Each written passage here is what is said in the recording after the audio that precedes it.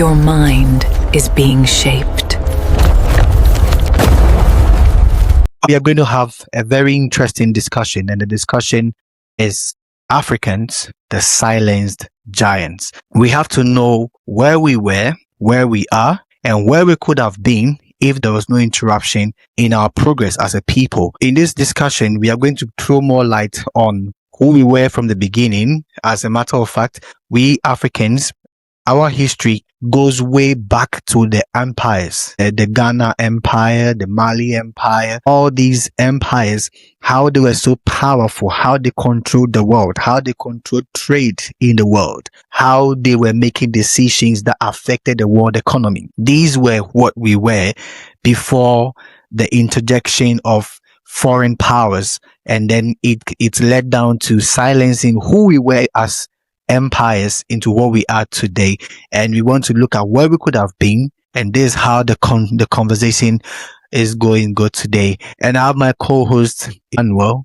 So with this topic, what do you think about this topic? Africans, the silenced giants. What comes in your mind? When we talk about these things, I become a bit emotional because the most striking aspect of this topic is that Africans have been through quiet moments over the years, and throughout time, our systems have been shaped in so many ways. Our religious systems, our spiritual system, our finances, political, education, all of them. And it has actually killed so many greatness in our people. I read a book called The African Curse. The author said that the most dangerous prison is the one that we do not even know that we are in, which tells us that the system we go through in our country or in our continent, it has actually been there over time, that we don't even know that that is the kind of lens we are wearing. And it is more dangerous, and even not dangerous, but it is very difficult to cause people to disbelieve in a belief they have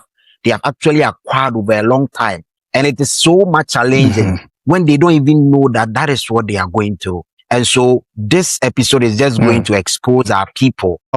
The most dangerous prison is the one you don't know about. That is profound, a profound statement. And we've come from a place of power, and then all of a sudden, all this power has been drained away. That's been drained away and it's been washed off. What do you think were the contributing factors when it comes to how these things were done? How we lost this ability, we lost our ability as a people of power? What do you think contributed to the loss of this power?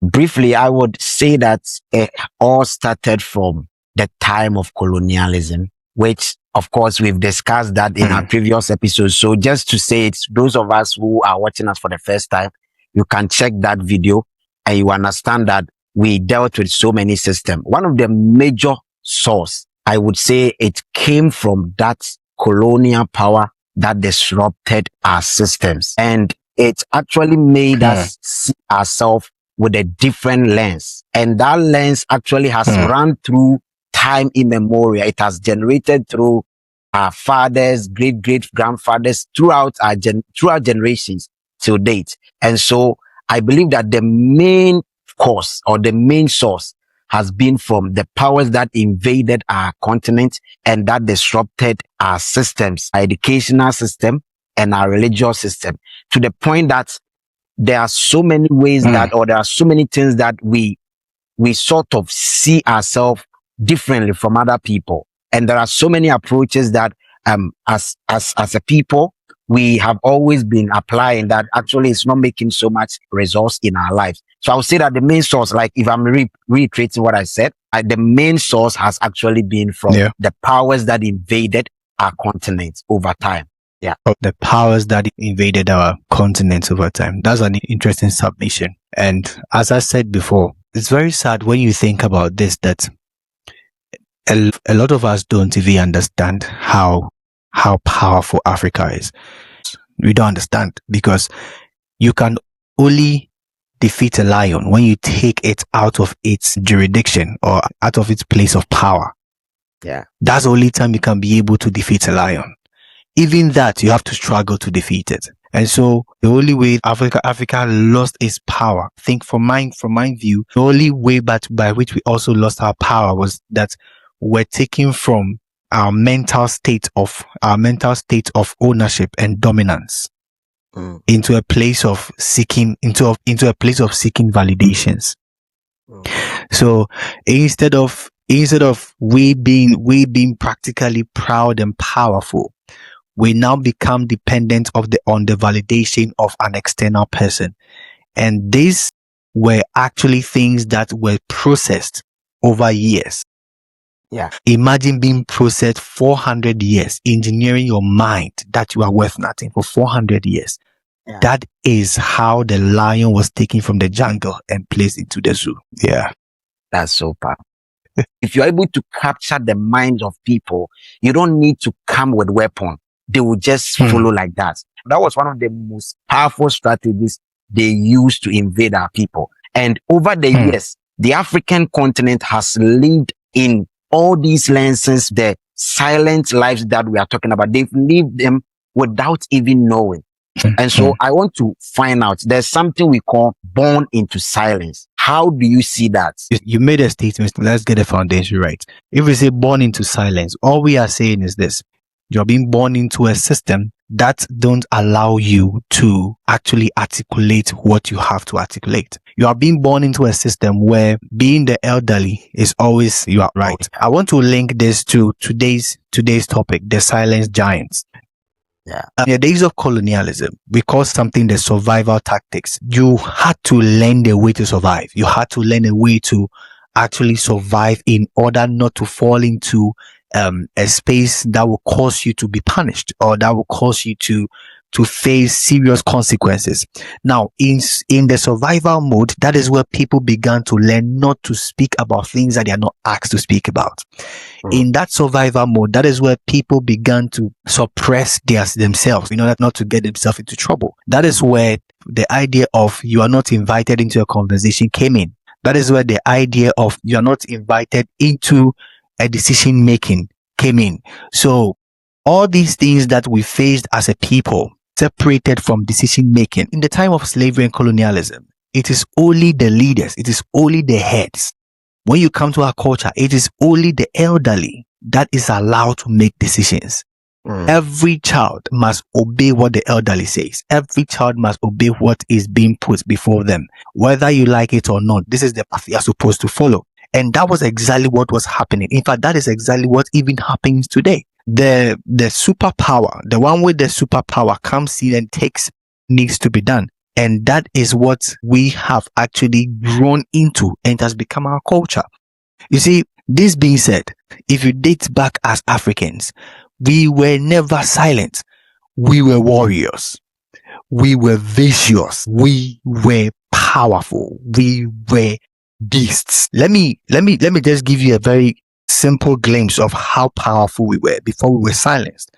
You see, there is an empire called the Ghana Empire. In fact, the nation Ghana was named after the Ghana Empire by Dr. Kwame Nkrumah because of how powerful the empire was. Now, the empire was so powerful to the extent that they had over 200,000 warriors and they have over 10,000 archers.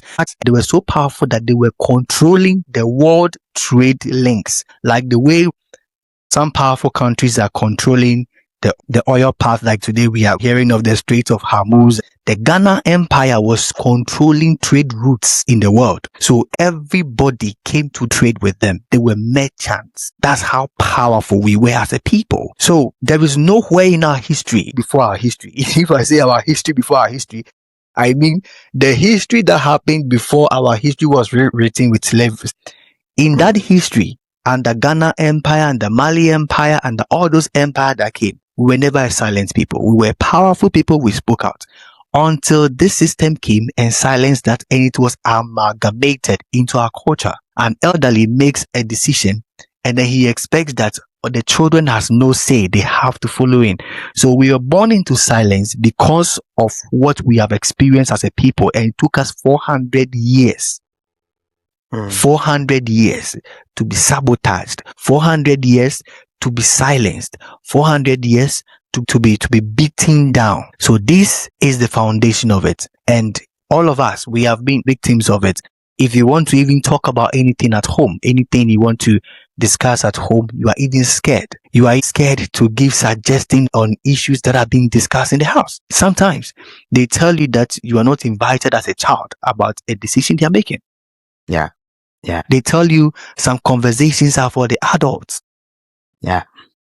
These very innocent ways of telling children or turning children down, they indirectly begin to sabotage the child's minds that it is rebellion for you to think about solutions when elderly is looking for a solution. That's very powerful. And that is very true. I was getting a bit emotional, especially when you started talking about how powerful we were as a continent. And I know that Africa has actually been through a lot, to the point that even as a continent, most of our voices are being challenged. I am trying to look at this thing from a different angle. I'm just trying to say that when I was growing up, or even when we were growing up, we realized that there were these statements. It may sound a bit funny, but that was how our people were going through. One thing I noticed growing up, I realized that words were very powerful, and the words that we spoke to the people around us had greater impact in our lives. And so I want us to draw the attention of parents, especially, on how we can make words. We can use words to change the narrative for our people. You see, I wanted to say a statement. There's a statement that I heard when I was growing up, that silence attracts envy, which means that when you are growing up, when you are doing something that is so extraordinary, you just have to make sure that you don't do it so loud to the point that people will see you. But elsewhere is different. And these are very powerful statements that actually killed so many people, so many talents, so many greatness in our people. So I want us to get to this point where we can tell parents, we can talk to their face, tell them that, listen, this is where we've got into as a nation and as a continent. There are ways that we are saying, there are ways that we see our children that we need to correct them. I want us to elaborate on that part where we can tell them to change the kind of words that they use on our children, the statement that they use. That has actually, because the way you said how powerful Africa was before we became silent, it means that a lot has been done to us. And if the two of us bear witness, it means that we need to change the narrative. But how do we start? You can't change the old landmarks. You can't shift the old landmarks. It's impossible. What you can do is to make sure that the coming generation rather learns to have or apply a different way. We can't go into changing a tradition, a culture that has been there for years. It is up to us as a people that are growing or that are coming up to be able to adapt new ways to make sure that our children would not become as timid as we used to be. Yeah. We have to make sure that our children are able to come to a space where they are able to contribute to global competitiveness. That is the thing. So if you are saying that words are powerful and all these things, I understand, but it has to start from us. It has to start from our generation. It has to start from we are bringing our children up. Do you know that if you want to affect the next 10 generations, you have to leave the old ones behind. You have to leave them. Let them. That's true. Yes. Let them survive. Let them survive with what they have. And then the ones that are yet to come, the implant of ideas can go into. So if you want to change a whole generation, you have to start from the young one. They are the next generation. So if we are giving birth, we have to make sure that we let our children understand how powerful they are. Let them understand how powerful they can become. Let me take you a bit further again. If you are talking about how we've been silenced by words, I have explained this. It is coming from survival instincts that were actually changed into culture. That is true. But do you also know that there are systems that has been set in place? There are systems that has been set in place to ensure that silence that came out of the words we used, that silence will continue because those systems will continue to press us or suppress us. That's true. That's very true. Yeah. I don't want to go into history because as soon as we begin to veer into that area, it becomes it becomes a bit shaky. Do you know? Because any African who has tried to break out of that box, to break out of that limitation, mysteriously gets a certain result. I don't want to talk about. You don't want to talk about that. I know. We can talk. Yes, we can talk about Kwame Nkrumah. We can talk about Gaddafi. We can talk about Patrice Lumumba. We can talk about Thomas Sankara. We can talk about, the lists are there. I can mention the list throughout. But that should also tell you that there are some systems that has been put in place to make sure that you don't go above it. If we are talking about the silenced African, it's not just limited to our home. It's not just limited to our society. It is a huge thing. It's a huge thing that needs to be broken into pieces for us to understand how it looks like. Yeah. If you're talking about the silenced African, we are talking about the African who is unable to control his own story and his own narrative. We are talking about the African whose story is being told by other media houses and not showing the good part of it, but showing the weaknesses that can call enemies to defeat it.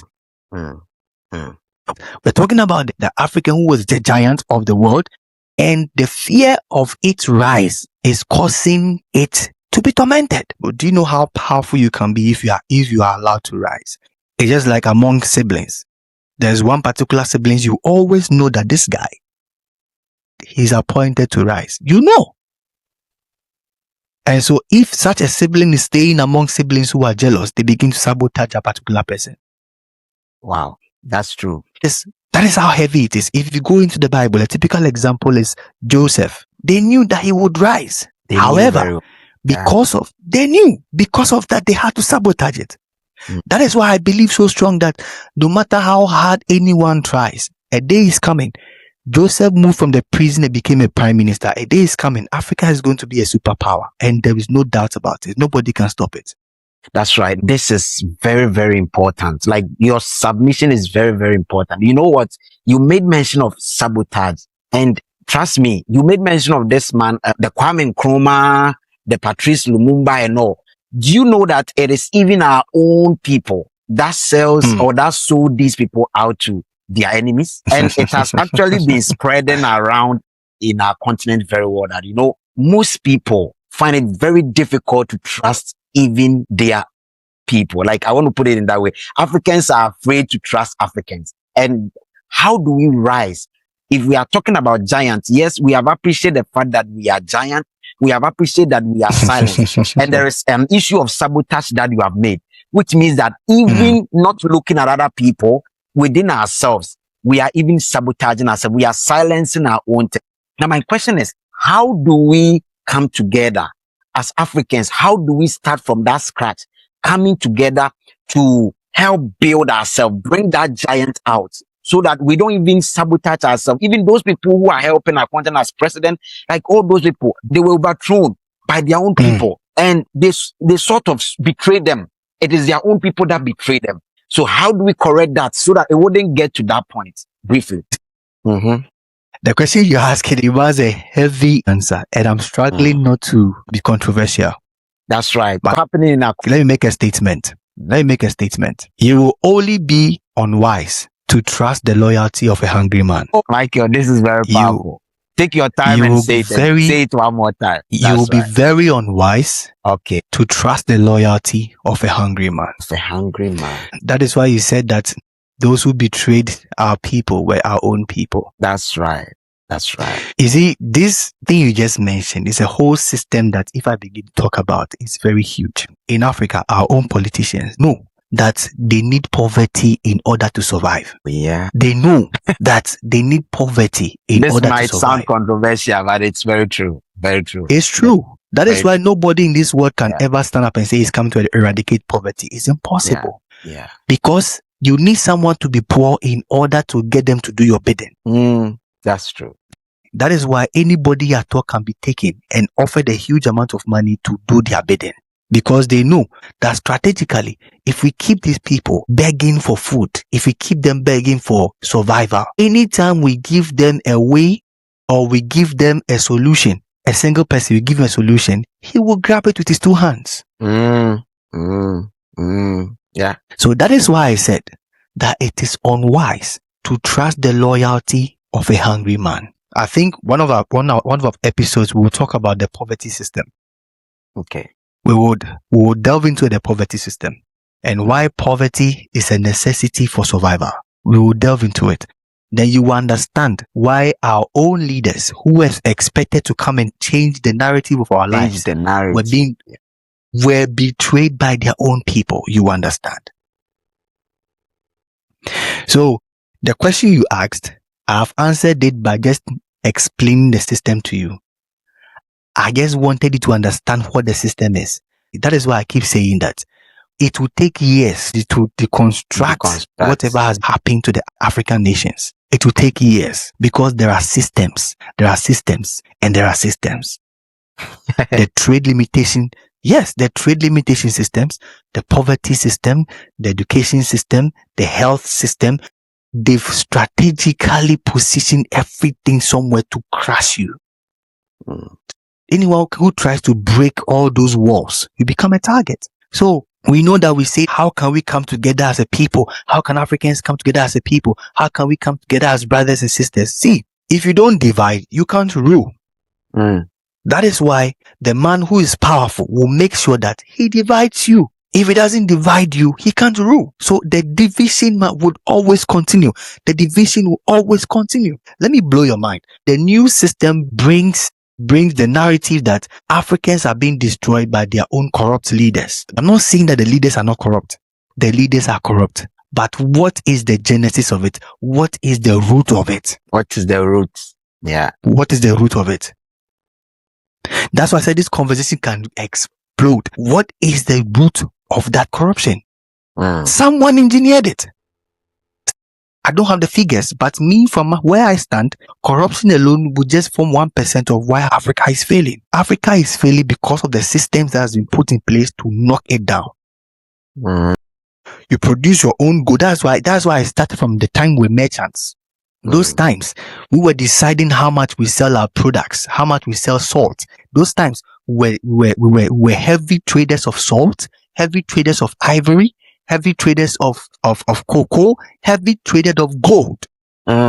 Gold was controlling the world's economy, and Africa had it. That's right. That's true.